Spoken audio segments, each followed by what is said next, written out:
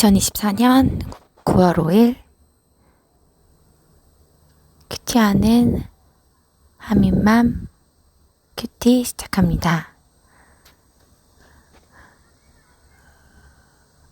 내 신들이 어디 있느냐? 본문 말씀입니다. 예레미야 2장 20절에서 28절. 20절에서 21절은 이스라엘은 멍에를 꺾고 결박을 끌은 짐승처럼 하나님의 말씀을 거스르고 그 언약을 깨뜨렸습니다. 애굽의 혹독한 멍에와 결박에서 풀어주신 하나님의 은혜를 잊어버린 것입니다. 하나님은 이스라엘 백성을 좋은 포도나무로 만드셨지만 그들은 스스로 이방 포도나무에 약한 가지가 되었습니다. 이것이 바로 내 자신의 모습임을 인정하며 주님의 말씀에 순종할 때 귀한 열매를 맺는 인생이 됩니다. 이거를 보면서 첫째, 멍에와 결박을 잘 당해야 합니다. 말씀으로 항상 저희가 순복해야 할 대상과 아닌 대상을 정확하게 분발해야 될 것 같다는 생각이 들었습니다. 22절에서 25절 본문 요약하겠습니다. 발전기를 맞은 들 암나귀처럼 이스라엘은 바알 같은 이방신들을 따라갔습니다. 우리는 이렇게 우상을 쫓는 탐욕과 정욕이 내 안에도 매일 가득하다는 것을 인정해야 합니다.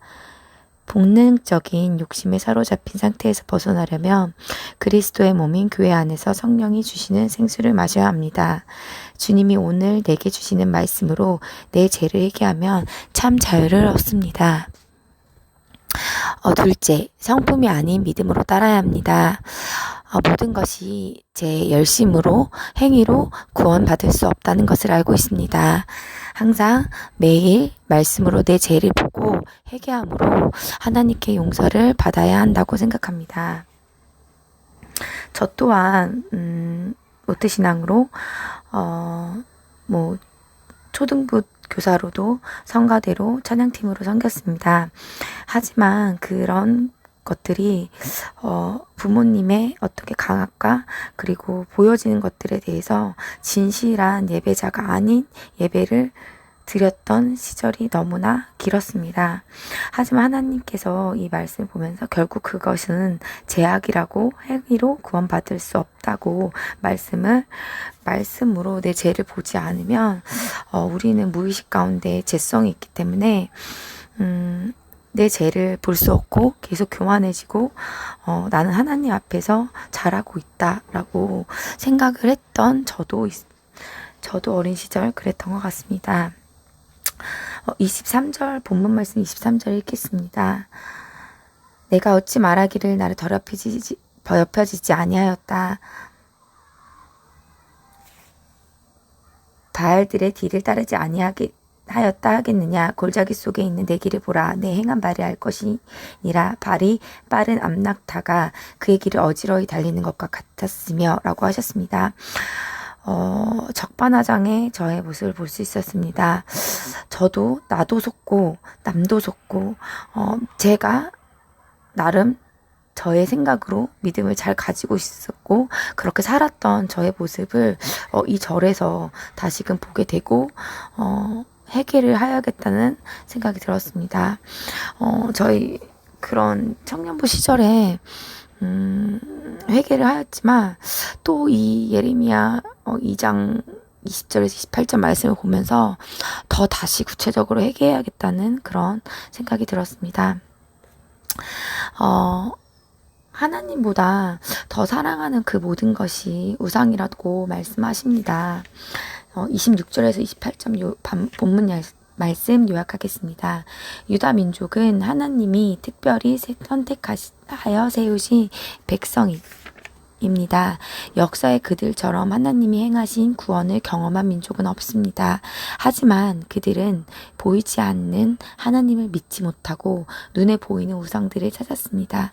하지만 우상 숭배의 결과는 수치입니다. 왜냐하면 우상은 나를 위하여 내가 만든 내 신이기 때문입니다. 우상은 내 욕심이 바깥으로 투영된 것입니다.